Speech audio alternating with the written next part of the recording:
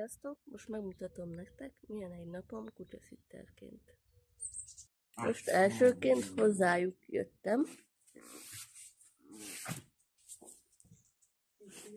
Majd utána átjöttem Sárikához, vele is játszottam egy kicsit, elvittem sétálni.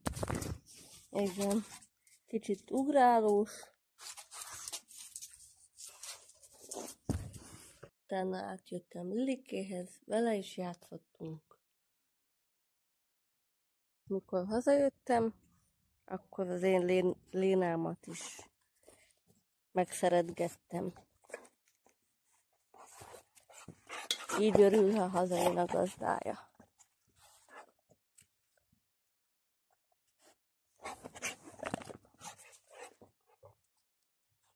És hát a cicám sem maradhat ki a játszásból. Ő is nagyon örül, hogy hazajön.